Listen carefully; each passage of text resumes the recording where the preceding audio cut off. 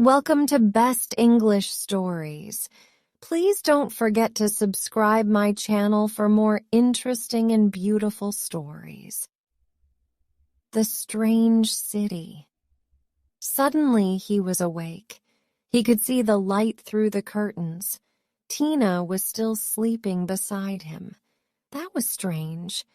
They always woke up together. He looked at his watch. 6:30. He tried to think. Yes, they always woke up at exactly 8 o'clock. He couldn't remember waking up before 8. Not ever. Why not? Everybody in the city woke up at exactly 8 o'clock. Every day. He got out of bed quietly. Tina didn't move. He walked to the window and opened the curtains. He looked out at the quiet city. Nothing was moving. Then he dressed quickly and went to the chair and sat down. He had to think. He had to remember. He was still sitting there an hour and a half later when Tina opened her eyes.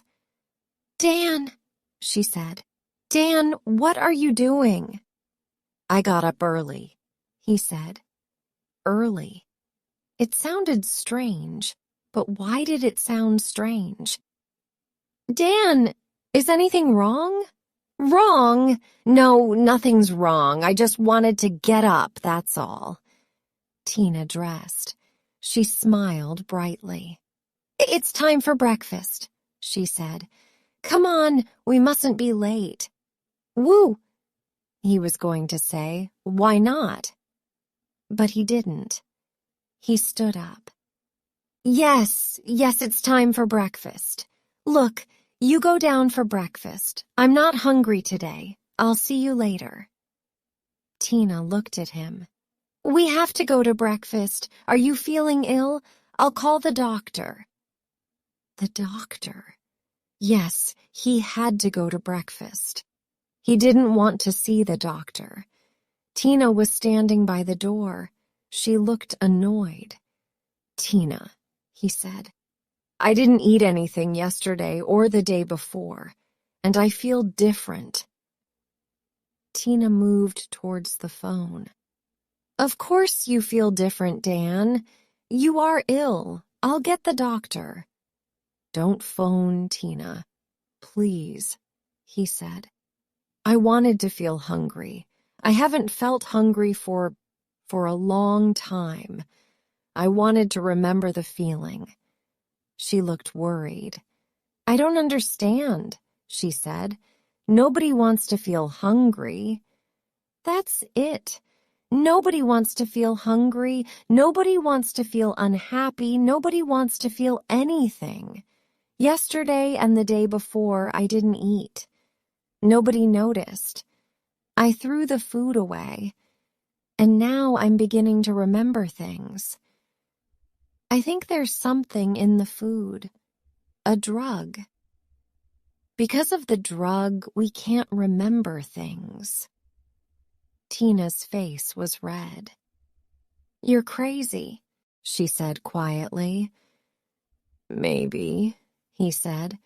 "But why can't we remember anything? What is this place?" "It's our home," she said slowly. "Our home. When did we come here?" I don't know, Dan. Is it important?" "Where were we before we came here?" He shook her arm angrily. "Why did we come? Oh, Dan, I can't remember. Don't worry about it. Look, don't be silly.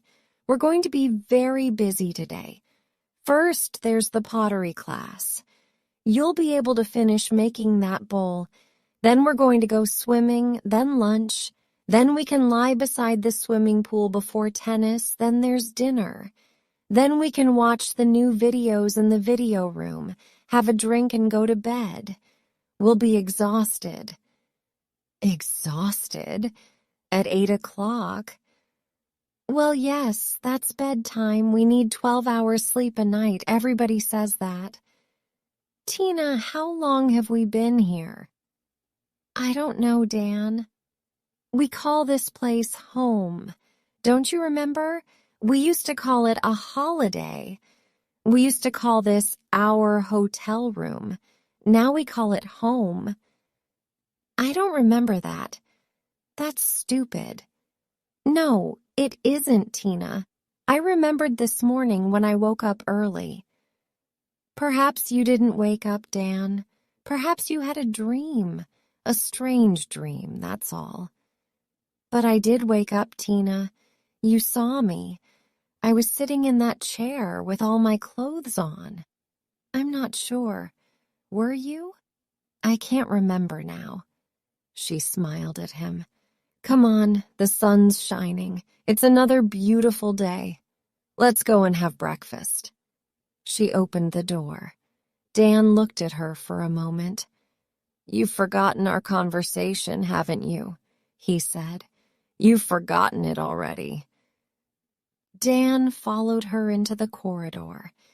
He looked at the rows of doors on both sides. They were all the same. They walked along to the lift. Tina pushed the button and the doors opened. Morning, Tina. Morning, Dan. Russell, the sports organizer, was already in the lift. He smiled. I hope you're both ready for the tennis match, he said. We're playing level 14 this afternoon. They've got some good players. Tina laughed. Level 5, she sang. Level 5 is really alive. It was their team song. The lift went down to the restaurant level. They joined the long line of people. They were all waiting for breakfast. Dan looked around. Everyone was wearing shorts and t-shirts, the men and the women. Dan looked down at his t-shirt. It was light blue, the level 5 color. His shorts were light blue too. There were different colors for all the levels. The man in front of him was wearing a yellow level 9 t-shirt. Oh, good, said Tina. Cornflakes. I love cornflakes. So do I, said Russell. Dan smiled. Everyday breakfast was cornflakes with thin milk. Every day Tina seemed pleased with it. She always seemed pleased with lunch, too, and dinner. Everybody seemed pleased. He thought about the food. Lunch was usually soup and some bread. Dinner was usually soup and some kind of rice. They sometimes had a little meat or fish, but not often. But they were never hungry.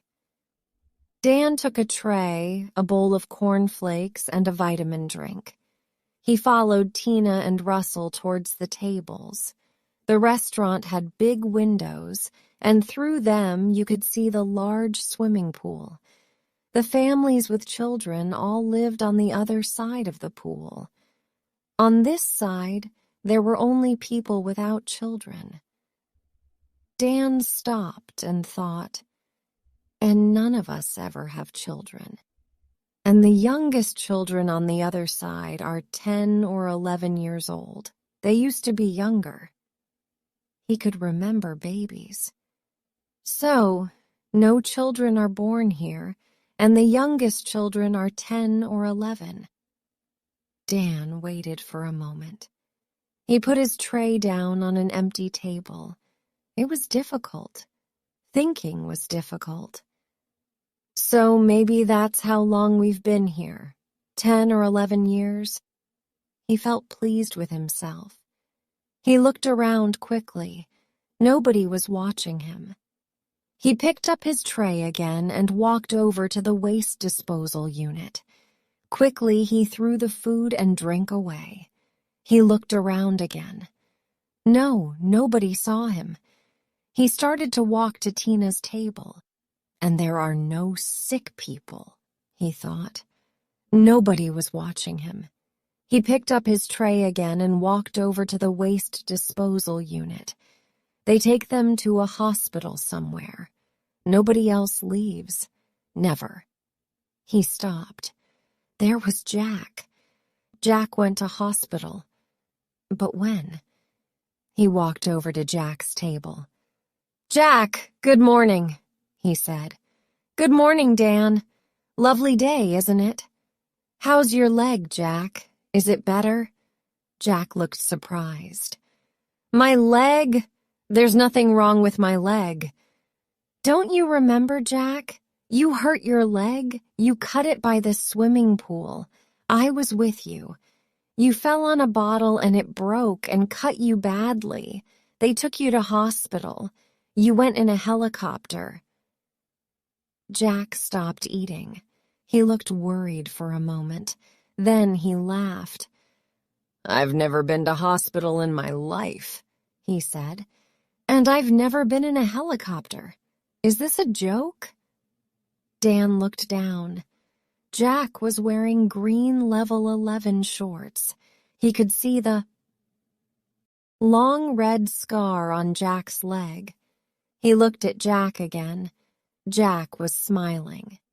"Dan, are you all right?" It was Russell. He was standing behind him. "I was just talking to Jack about his leg. He cut his leg when we were at the swimming pool. Look, there's the scar. You remember, Russell? He fell on a bottle. You carried him to the helicopter." Russell wasn't smiling. "Dan, can you come to my office after breakfast? I want to talk to you." Dan looked at Russell carefully. Russell was the sports organizer for Level 5. There were a lot of organizers. They all lived on the highest level of the building, Level 20. There were organizers for sports, pottery, yoga, music, everything. He walked to the lifts. He got to the lifts, pushed the button, and the door opened immediately. Dan stepped in. Russell was hurrying along the corridor towards him. Dan pushed a button and the doors closed. Dan looked at the buttons. There were 20 levels. He pushed number 20. Sunny Vista City was built on both sides of a deep valley. The swimming pools and sports areas were at the bottom of the valley. The rooms were against the sides of the valley. At both ends of the valley were the offices for the organizers. The city was about 2 kilometers long. Helicopters flew into the city every day.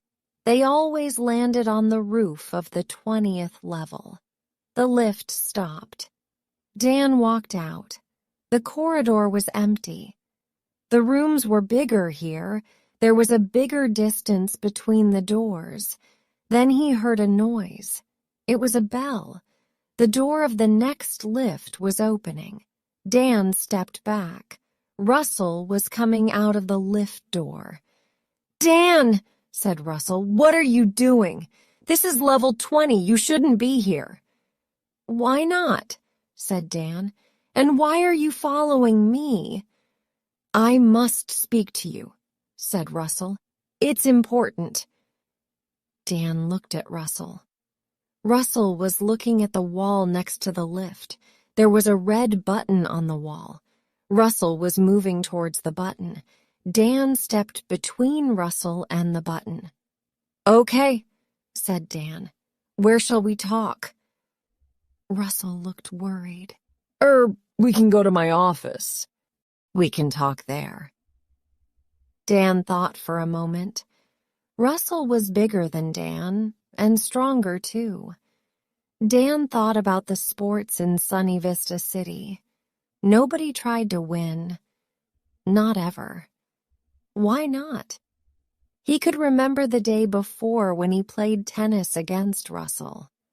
Dan tried to win. He wanted to win. Russell was surprised then. Dan smiled. "Come on, let's go to your office. I mustn't be late for the pottery class. I'm making a bowl, a soup bowl. Have you seen it?" Russell smiled. "No, I haven't. You can show me later." Dan stepped into the lift, and Russell followed him. Russell turned to the row of buttons next to the door. "Level 1, he said to himself, and moved his hand towards the button. Dan hit him once, hard on the back of the head. Russell fell to the floor.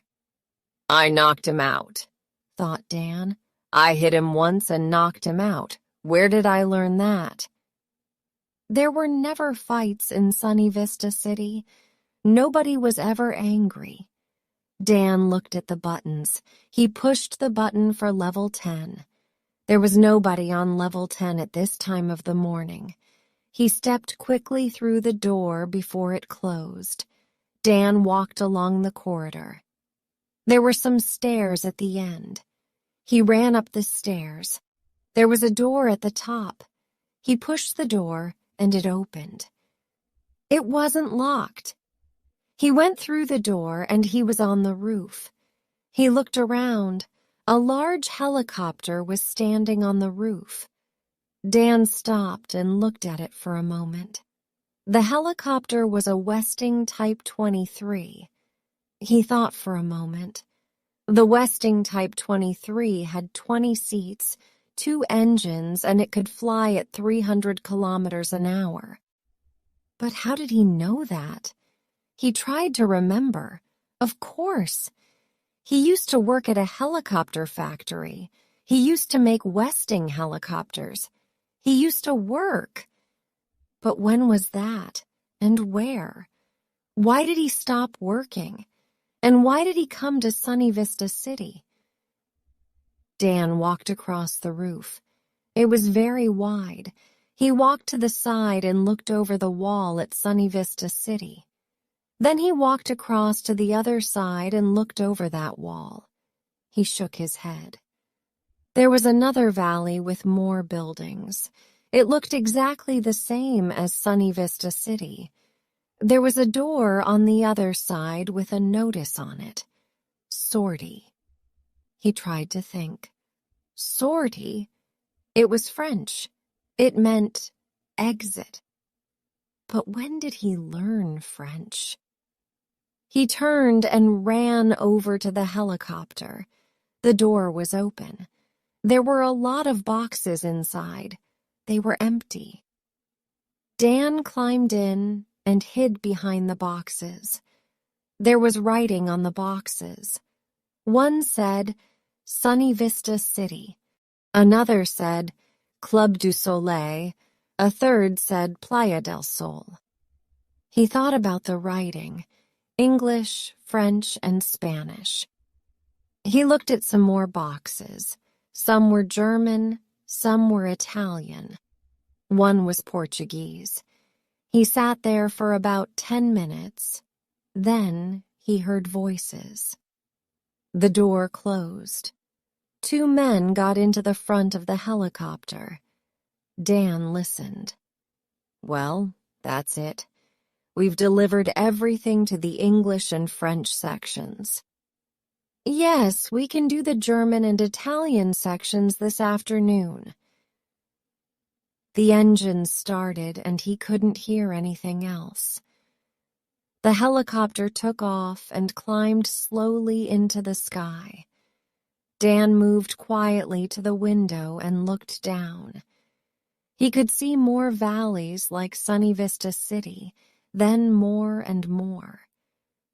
They flew over the valleys for half an hour.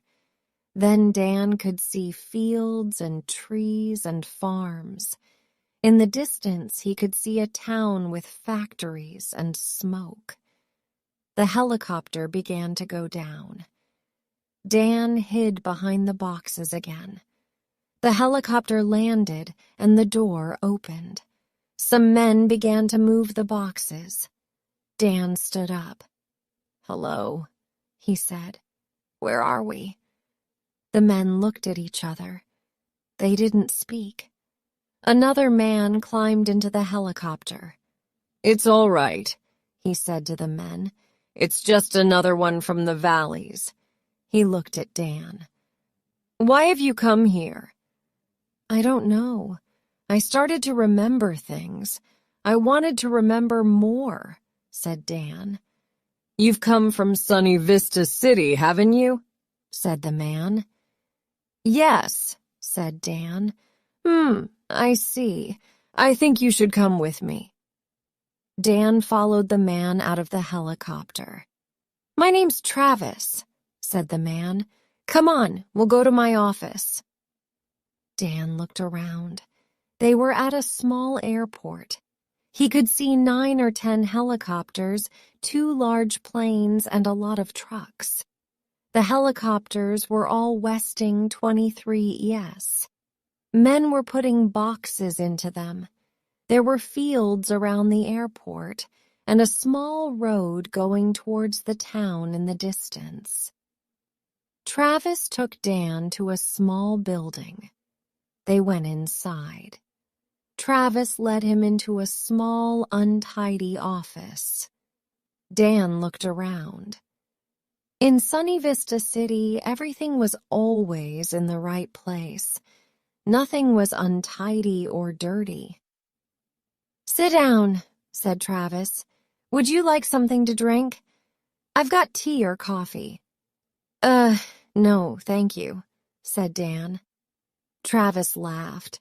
"Don't worry," he said. "There's nothing in it. I'm sure you're hungry and thirsty. Very hungry and very thirsty." "How do you know that?" said Dan. Travis sat down. "They always are hungry and thirsty. That's why they're here. Look, don't worry. Sunny Vista City isn't a prison, you know. When the helicopter took off, the pilots knew there was somebody there. They knew because of the extra weight." "Why didn't they take me back?" asked Dan. "I've told you, it isn't a prison. You got into the helicopter because you wanted to leave. That's okay. You've left. We didn't stop you." Dan looked at the table for a moment. "There was a man, one of the sports organizers. His name's Russell. He wanted to stop me. I knocked him out. I left him in the lift and sent the lift down to level 10. I didn't want to hurt him." "He's okay. You didn't hurt him badly. I spoke to him on the telephone a few minutes ago." "What is Sunny Vista City?" asked Dan. "What is it really?"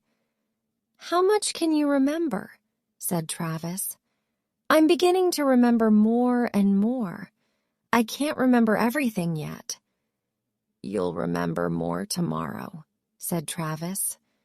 "Well," said Dan, "I used to work in a helicopter factory in England, the Westing factory. This isn't England, is it?" "No," said Travis. "It isn't." "I lost my job," said Dan. "The factory closed. I was unemployed for a long time. Then I saw an advertisement. It was on television, I think. It was for very cheap 30-day holidays for the unemployed. Very cheap. We left England and flew to Sunny Vista City. I can't remember much since then, but I remember something. I haven't seen or talked about money for years." Travis smiled. "Sunny Vista City is one of the oldest towns here. It opened 10 years ago. You haven't seen money for 10 years. "But what's happening?" said Dan.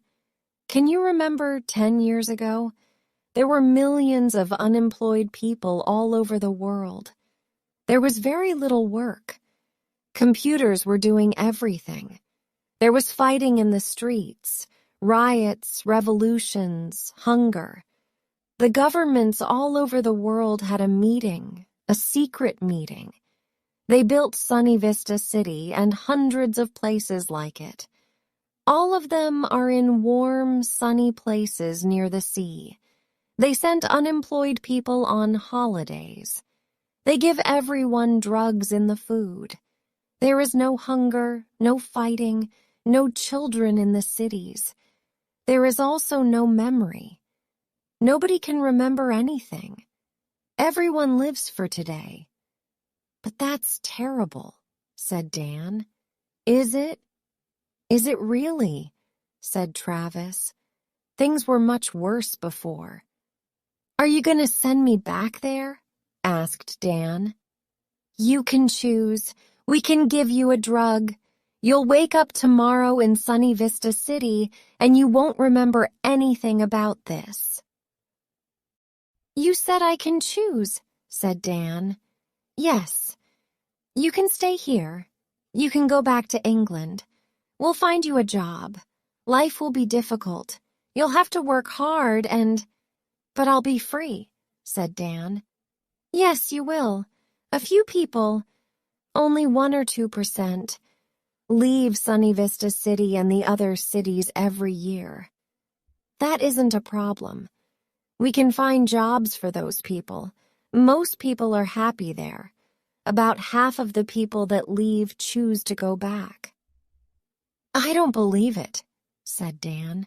You will. Maybe next year you'll want to go back. It's an easy life. But what about now? Are you going back or are you staying here? Dan sat back in his seat and smiled. I think I'll stay here, he said.